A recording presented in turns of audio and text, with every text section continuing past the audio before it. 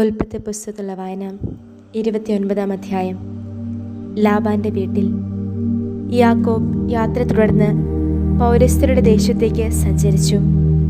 അവൻ നോക്കിയപ്പോൾ ഇതാ വയലിൽ ഒരു കിണർ. അവിടെ അതിനു മുന്നിലായി 3 ആട്ടിൻപറ്റങ്ങൾ കിടക്കുന്നുണ്ടായിരുന്നു. കാരണം ആ കിണറ്റിൽ നിന്നാണ് അവർ ആടുകളെ കുടിപ്പിച്ചിരുന്നത്. കിണറിന്റെ വായ്ക്കല്ല് വലുതായിരുന്നു. അവർ ആട്ടിൻപറ്റങ്ങളെയെല്ലാം അവിടെ ഒരുമിച്ച് കൂട്ടുമ്പോൾ കിണറിന്റെ വായ്ക്കല്ല് ഉരുട്ടി മാറ്റി ആടുകൾക്ക് വെള്ളം കൊടുത്തിരുന്നു. അതുകഴിഞ്ഞ് കല്ല് കിണറിന്റെ മുകളിൽ യഥാസ്ഥാനം തിരികെ വയ്ക്കുകയും ചെയ്തിരുന്നു. യാക്കോബ് അവരോട് ചോദിച്ചു, എൻ്റെ സഹോദരന്മാരെ, നിങ്ങൾ എവിടെ നിന്നാണ്? ഞങ്ങൾ ഹാരാനിൽ നിന്നാണ് എന്ന് അവർ മറുപടി പറഞ്ഞു. അവൻ വീണ്ടും ചോദിച്ചു, നിങ്ങൾ നാഹോറിന്റെ മകൻ ലാബാനെ അറിയുമോ? അറിയും എന്നവർ പറഞ്ഞു. അവന് ക്ഷേമമാണോ? അവൻ ചോദിച്ചു. ക്ഷേമം തന്നെ. അവർ പറഞ്ഞു, ഇതാ അവന്റെ മകൾ റാഹേൽ ആടുകളുമായി വരുന്നു. അവൻ പറഞ്ഞു, പകൽ ഇനിയും ഏറെയുണ്ടല്ലോ, ആടുകളെ ഒരുമിച്ച് കൂട്ടാനുള്ള നേരമായിട്ടില്ല. ആടുകൾക്ക് വെള്ളം കൊടുത്തിട്ട് നിങ്ങൾ പോയി അവയെ മേയ്ക്കുക. അവർ പറഞ്ഞു, ഞങ്ങൾക്ക് സാധിക്കുകയില്ല. ആട്ടിൻപറ്റങ്ങളെയെല്ലാം ഒരുമിച്ച് കൂട്ടുകയും കിണറിന്റെ വായ്ക്കല്ല് ഉരുട്ടി മാറ്റുകയും ചെയ്തിട്ടേ ഞങ്ങൾ ആടുകൾക്ക് വെള്ളം കൊടുക്കാറുള്ളൂ. അവൻ അവരുമായി സംസാരിച്ചു കൊണ്ടിരിക്കെ റാഹേൽ തന്റെ പിതാവിന്റെ ആടുകളുമായി വന്നു. എന്തെന്നാൽ അവൾ ഇടയ സ്ത്രീയായിരുന്നു.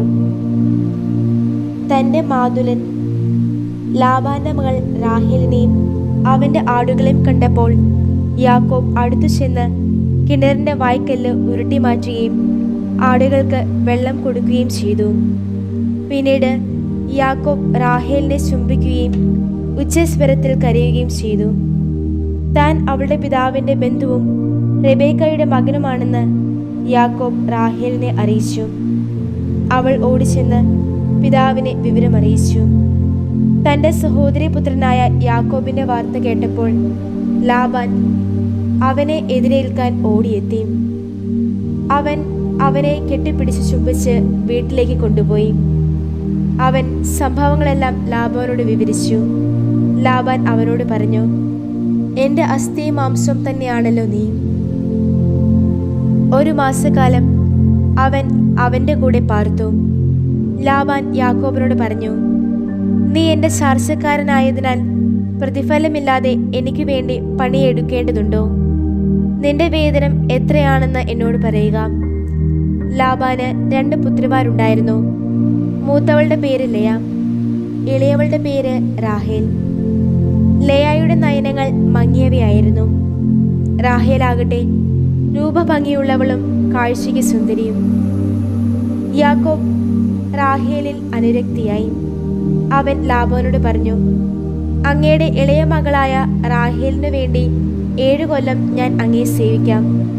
ലാബൻ പറഞ്ഞു, അവളെ മറ്റാർക്കെങ്കിലും കൊടുക്കുന്നതിനേക്കാൾ നല്ലത് ഞാൻ അവളെ നിനക്ക് തരുന്നതാണ്. എൻ്റെ കൂടെ പാർത്തുകൊള്ളുക. അങ്ങനെ റാഹേലിനു വേണ്ടി യാക്കോബ് 7 കൊല്ലം പണിയെടുത്തു.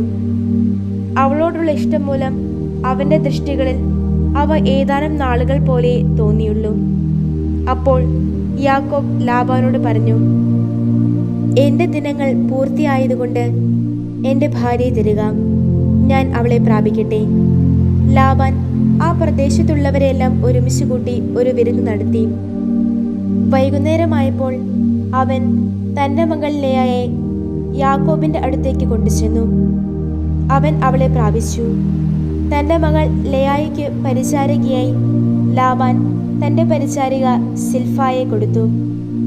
നേരം പുലർന്നപ്പോൾ അത് ലെയ ആണെന്നു കണ്ട് അവൻ ലാബാനോട് ചോദിച്ചു, അങ്ങ് എന്നോട് എന്താണ് ചെയ്തത്? റാഹേലിനു വേണ്ടിയില്ലേ ഞാൻ അങ്ങയോടൊപ്പം പണിയെടുത്തത്? പിന്നെ അങ്ങ് എന്നെ ചതിച്ചതെന്തിന്? ലാബാൻ പറഞ്ഞു, മൂത്തവൾക്ക് മുൻപേ ഇളയവളെ നൽകുക എന്നത് ഞങ്ങളുടെ നാട്ടിൽ ചെയ്യാറില്ല. ഇവളുടെ ആഴ്ച പൂർത്തിയാക്കുക. ഇനിയും വേറെ 7 വർഷം കൂടി നീ എന്നോടൊപ്പം വേല ചെയ്താൽ അവളെയും വേതനമായി ഞങ്ങൾ നിനക്ക് തരാം. യാക്കോബ് അപ്രകാരം ചെയ്തു. അവളുടെ ആഴ്ച പൂർത്തിയായപ്പോൾ ലാബാൻ തൻ്റെ പുത്രി റാഹേലിനെയും അവന് ഭാര്യയായി നൽകി. ലാബാൻ പുത്രി റാഹേലിന് പരിചാരികയായി തൻ്റെ പരിചാരിക ബിൽഹായെ നൽകി. അവൻ റാഹേലിനെ പ്രാപിക്കുകയും ലേയേക്കാൾ കൂടുതലായി റാഹേലിനെ ഇഷ്ടപ്പെടുകയും ചെയ്തു. തുടർന്ന് 7 വർഷം കൂടി അവൻ അയാളോടൊപ്പം വേല ചെയ്തു. യാക്കോബിന്റെ മക്കൾ. ലേയ വെറുക്കപ്പെടുന്നതായി കണ്ട് കർത്താവ് അവളുടെ ഗർഭപാത്രം തുറന്നു. റാഹേലാകട്ടെ ബന്ധിയായിരുന്നു. ലേയ ഗർഭം ധരിച്ച് ഒരു പുത്രനെ പ്രസവിച്ചു. അവൾ അവന് റൂബൻ എന്നു പേരിട്ടു.